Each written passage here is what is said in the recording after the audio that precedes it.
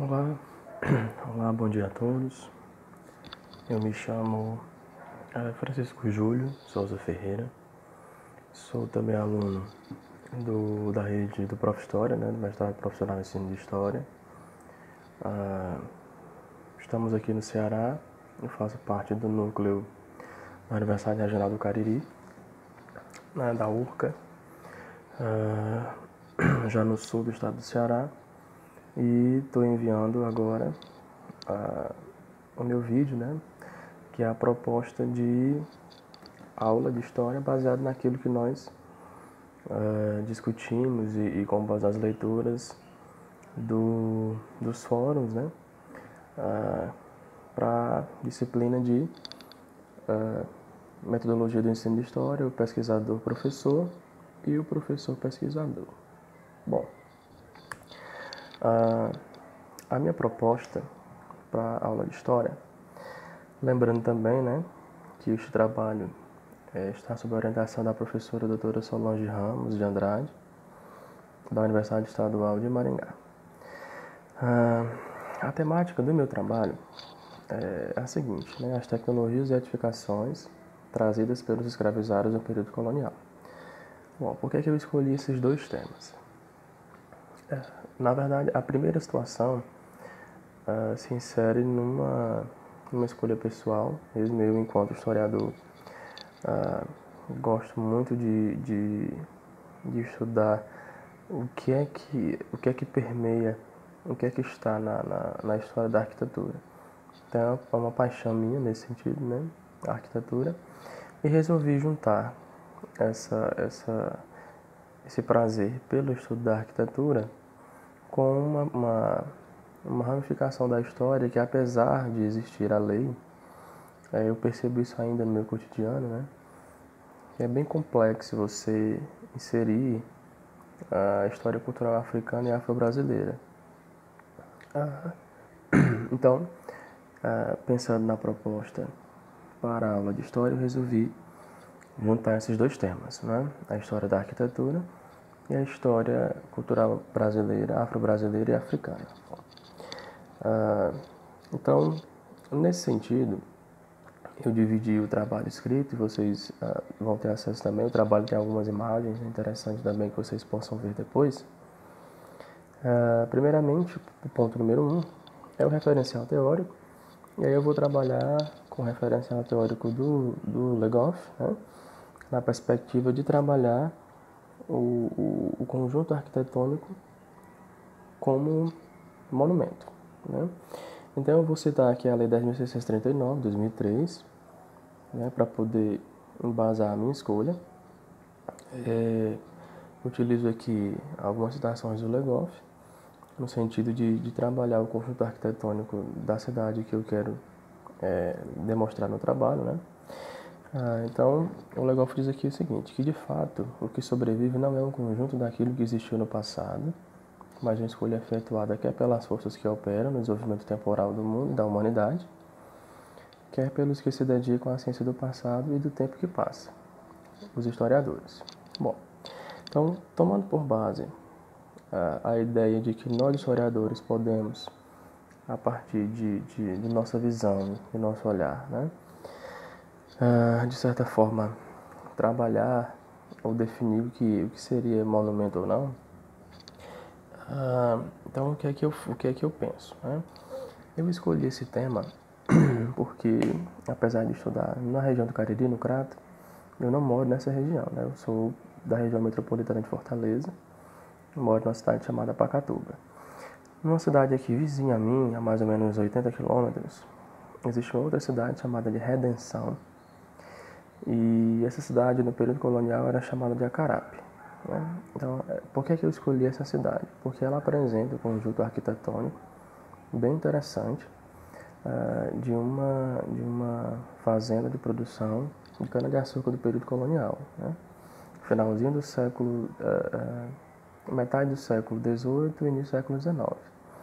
Então, é interessante, quando eu levo os alunos para lá, que você ainda encontra um conjunto bem preservado, arquitetônico. A Casa Grande, a Senzala, a das Mucamas, o Canavial, o engenho que veio de Glasgow, na Escócia, ainda opera nessa nessa fazenda, né?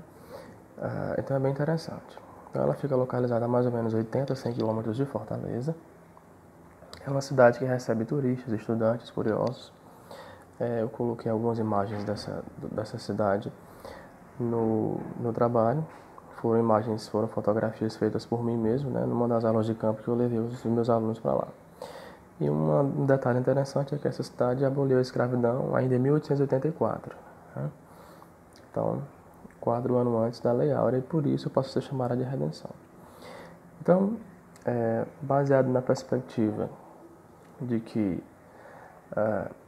o monumento ele se refere, né, segundo Legoff, ele tem como característica ligar-se ao poder de perpetuação voluntária ou involuntária das sociedades históricas, é um legado à memória coletiva. E é o reenviar dos testemunhos que só numa parcela mínima são testemunhos escritos. Então, por trabalhar com a história cultural afro-brasileira e africana, que por si só já é um ramo da história onde você, pelo menos para pesquisador, o professor pesquisador, ele está em sala de aula e encontrar registros, né, produções historiográficas que não sejam acadêmicas é complicado, é complexo, é bem difícil. Então, eu escolho a arquitetura, escolho a história cultural brasileira e afro-brasileira e africana, porque eu percebo que quando eu junto essas duas situações, eu me aproximo da história local. Por quê? Quando eu digo que eu vou tratar das tecnologias e edificações trazidas pelos escravos africanos, estou falando de técnicas e construções que foram utilizadas e trazidas pelos escravos e que ainda hoje existem no cotidiano dos nossos alunos. Então, a primeira ideia nesse sentido é fazer com que eles percebam que é possível identificar e estudar a história cultural afro-brasileira com outra perspectiva, né? É no sentido de entender, de enxergar que os escravos não eram só dominados, não eram só passivos, que eles contribuíram muito para a formação do espaço socioeconômico e cultural brasileiro, né? Então, quando a gente diz em sala de aula que esses escravizados trouxeram tecnologias, que eles participaram da construção tecnológica, científica e cultural, isso me dá uma outra ideia do que foi a contribuição, do que seria essa contribuição dos escravizados no Brasil. Então, em sala de aula, a primeira ideia é trabalhar o conceito de tecnologia, né? Fazer com que eles percebam as diferentes temporalidades desse conceito e que, a partir do conceito, eles possam ir percebendo o que era tecnologia no período colonial, o que é tecnologia hoje, e identificar, acima de tudo, como essas tecnologias se perpetuaram. E aí eu continuo no trabalho fazendo essa descrição, nesse referencial teórico, um pouco da valorização da história do cotidiano, da história local, né? Daquilo que acontece nos quintais, nas feiras, enfim, né? E aí, no segundo ponto, e aí eu vou citando também aqui um dos textos que foram colocados no ambiente virtual, né, de Lucena, que se fala nessa situação de perceber as diferentes temporalidades, né, como diria o Kozelek, né, o contemporâneo do não contemporâneo.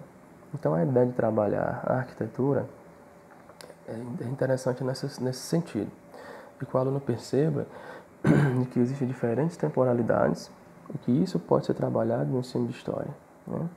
Até que ponto as sociedades, elas mesmo coexistindo, elas apresentam contextos, temporalidades diferentes, né? Eu cito aqui Lucena, inclusive, né? Os desdobramentos prováveis da nova história implicam em que algumas tarefas que compreendem a crítica da noção de fato histórico, a crítica da concepção tradicional de documento, né?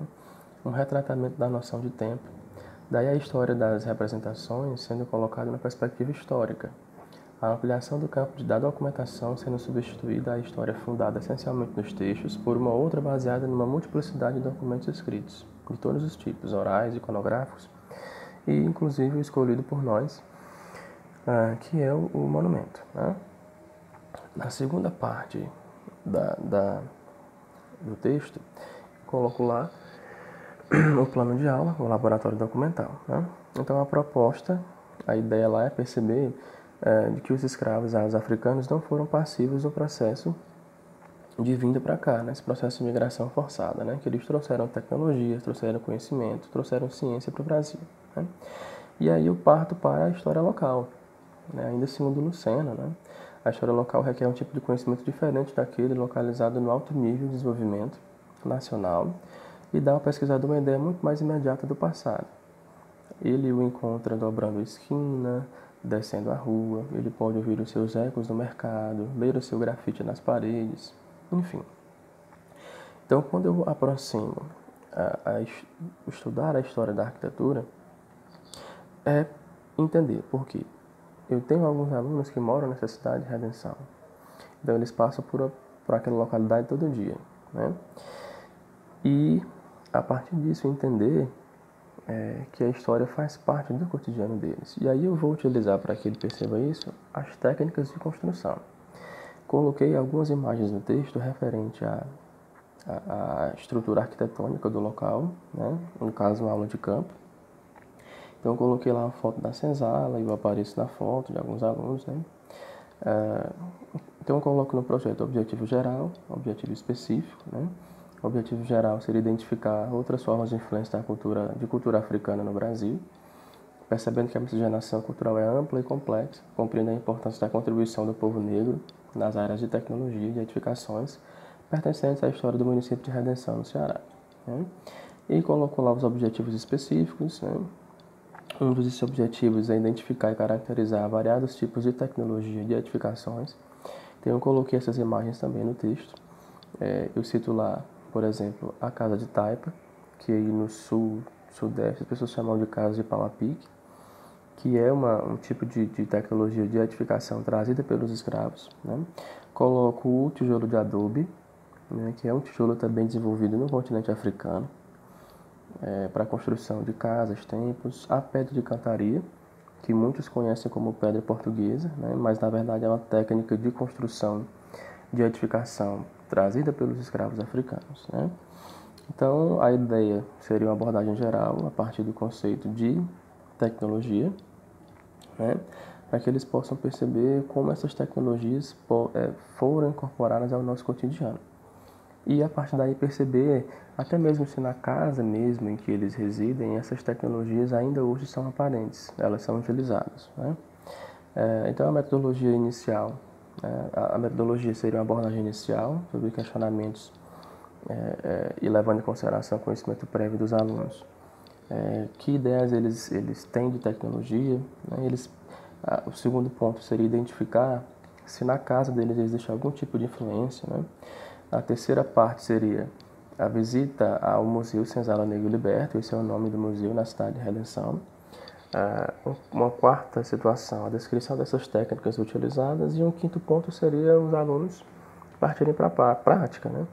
Eles tentarem construir essas mesmas... eles tentarem construir maquetes utilizando essas práticas que eles evidenciaram na prática, né? Então, a ideia basicamente seria essa, na minha proposta de aula, né? Unir a história da arquitetura com a história cultural afro-brasileira e africana, na perspectiva de entender que essa história ela é nacional, mas ela também é local, à medida que na cidade de Redenção há um conjunto arquitetônico bem preservado. Então, a partir da discussão do conceito de tecnologia, levar esses alunos para o Museu Senzala Negro Liberto e identificar de que maneira essas contribuições fazem parte do cotidiano, né? Inclusive também utilizando a Circe Bittencourt, quando ela descreve que a ida ao museu ela não precisa ser uma situação monótona, né? A ida ao museu ela não é basicamente um exercício só de olhar, é um exercício de entendimento, de complexidade, de pensamento, né? E uma característica marcante desse museu é que é perfeitamente possível que as pessoas que os jovens possam tocar nos objetos, tocar nas paredes, né? Que eles possam sentir aquilo. Enfim, essa foi a minha proposta de aula, né? Coloco também uma conclusão lá no final do texto, né?